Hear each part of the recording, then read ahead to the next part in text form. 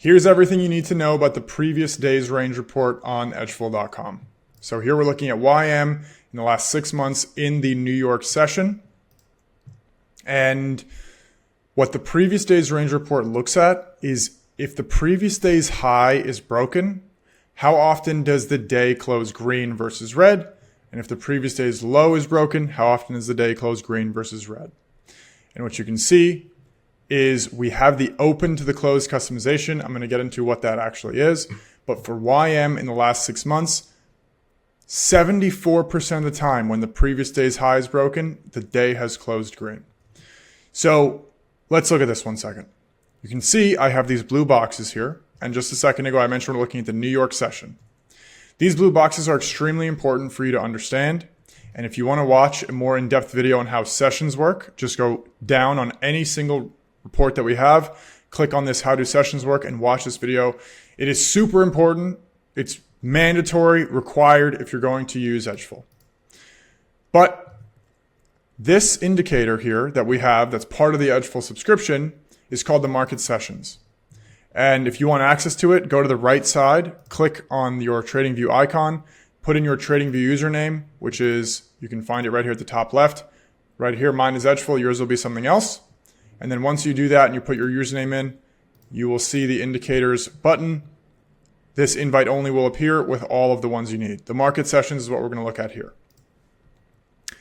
Now what you can see is these blue boxes. We are completely ignoring the data between them. We're only looking at the price action within them. So really important. So when I say previous day's high or previous day's low, I am referring to this previous day's low, previous New York session low, really important, and then previous New York session high. So you can see this right here, this day breaks previous day's low, previous New York session's low, and then closes red. Now I said open to the close. This is the customization that I have here, open to close. So you can see with this indicator that we have, if you double click on it, you can go to the settings. If you go to style, you can see this line. You can add and remove this line. You can see that if I remove it, that's going away. If I add it, it's coming back. This will plot from the open of the session to the close of the session. So if it's facing downwards, that's a red session because the closing price is lower than it opened when you are looking at the open to the close. So in this case, price broke previous day's low, it closed red. Let's look at another example. Previous day's low is right here. Plot that out. This session breaks previous day's low, closed red. Now you can see here, this is important, that price broke the previous day's low right over here and then bounced, came back down, bounced, and then right over here, bounced pretty high, but ended up closing red. Price today can do this. That still counts as closing red because it's closing below the opening price. That is all that's being measured. It can literally go as high as it wants as long as it closes below the opening price. That counts as a red day. So right here, as long as it closes below this area, anywhere below, regardless of how high it goes first, that is a red day. So really important that you guys understand that. Same thing here. Price breaks previous session's low. Right here. Break previous low. And then there was a pretty significant bounce, but it still was a very significant red day. So this was still a very significant red day. So the overall bias should be bearish because obviously the move here was bearish. Same thing here. Again, we're going from here to here. Price breaks previous day's low, closes red. Here's an example actually of price breaking previous day's high, closing green. In this case, previous day's high was broken right over there, closes green on the day. Green because price closed higher than it opened. So let me remove that. Again, another day right here, price breaks previous day's high, closes green. Now, let me find an example of the other customization. So here, what I want to do is change this to previous close to close. So now we are not considering today's open. That's very important. We are not considering today's open. You can see that the data is a lot stronger now Almost 80% when price breaks previous day's high is green. Almost 80% if price breaks previous day's low, it's red. Let me try to find a good example. I know okay, right here. This is a great example. If you go from the open to the close, so if you go from the first customization I showed you, this counts as a green day. I'm going to make this green. Right? Obviously, because price closed higher than it opened. But if you use the previous close to close customization, you are now checking, does price today close below this yellow line? And that would be from here, from this yellow line to here. Let me move this. To here, this yellow line here. So now you're looking from one close to the next close. And the reason that we're doing this, the reason that we even have this, is mostly because stock traders and the markets in general look at percentages. So whenever you hear on CNBC or whatever, Tesla's up X percent, Tesla's up X percent, that is always from the previous close. So I'll actually show you right now. You can see on TradingView, it says Tesla's up 11% right here.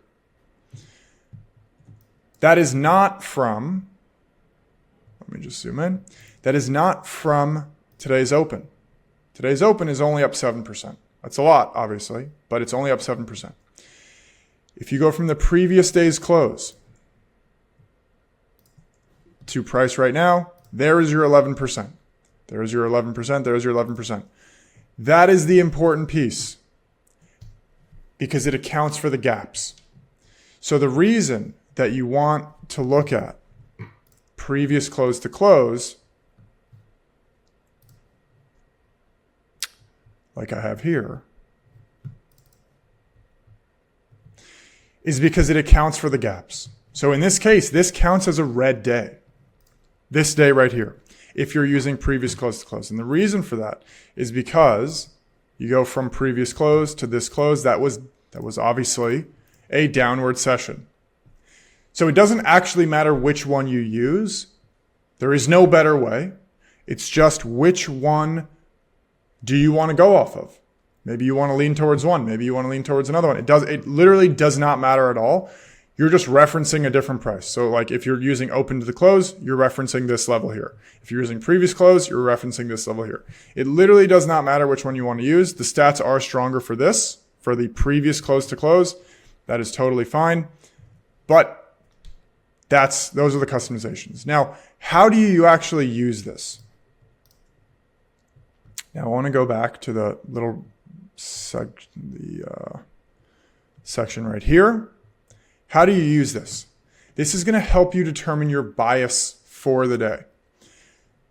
So number one, once price breaks out of a certain area, a lot of people will tend to say, oh, it's going to reverse. Now, it can bounce off of that level because previous day's range could be a significant level, but the data shows that it is a significant driver of whether price today will close red or green. So if price breaks previous day's high, you want to expect price to close green today, like right here. Breaks previous day's high, you want to expect continuation. It doesn't necessarily mean continuation is it's going to go straight up. You want to expect price to close either above the opening price of today or above the previous session's close. Obviously, in this case, they're very close. Sometimes they're not. But you want to expect price to close above here. So what that means is it can do something like this. Now, it's not typically going to do that. Typically, it's going to look more along the lines of this. And this is to help you determine, I'm expecting more bullish price action today. If I'm spamming shorts after previous day's high is broken, I need to understand that I am going against the data. So that is super important. Now, one thing that I like to do is combine this previous day's range with something like the initial bounce, with something like the market session breakout if you're a futures trader. These are really great reports to look at. Now, another one that I think is great to pair with this which is not directly related, because I just want to mention also that if price opens like this day here, price opens outside of this range, price opens up here, that counts as previous day's high broken. So it doesn't matter if it opens above or in between or wherever. If it opens up here, like this day here, this day today, counts as previous day's high broken, just so you know. Now, another important piece is that if price breaks both sides, like this day here, obviously broke the top side and the bottom side, this counts towards both previous day's high and low broken. So what this does is it will say, it will be previous day's high broken, so that will count towards that. And it will say previous day's high broken and then closed red. And then it will say previous day's low broken and then closed red. So this will count for 2 right here. Previous day's high broken, closed red, previous day's low broken, closed red. Just so you know. So I covered the customizations. I'll cover the buy weekday now. Very obviously very simple. It's just filtering for specific weekdays. So let's just use this. I'll use one of these examples here.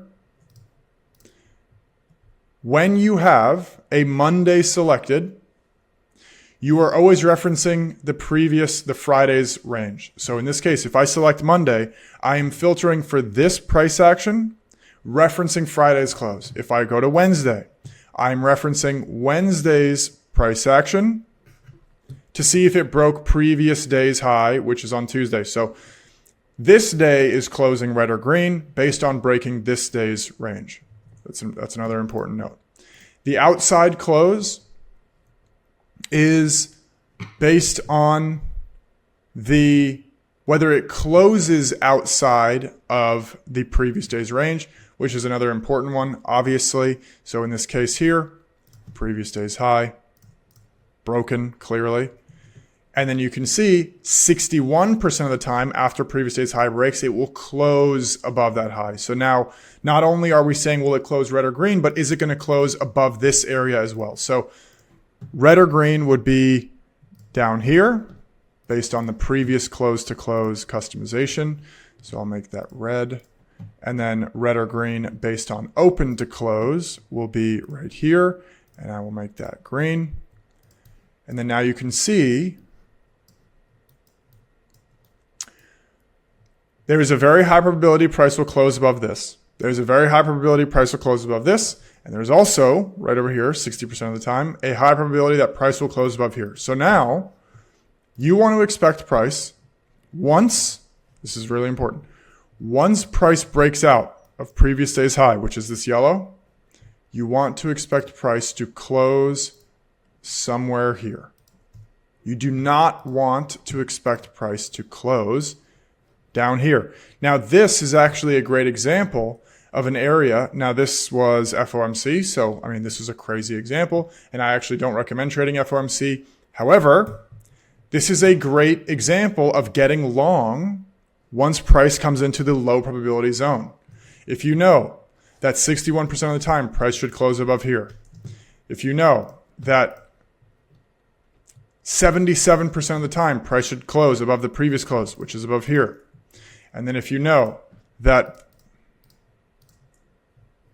74% of the time it will close above this green line, very high probability that it will close in this area above here.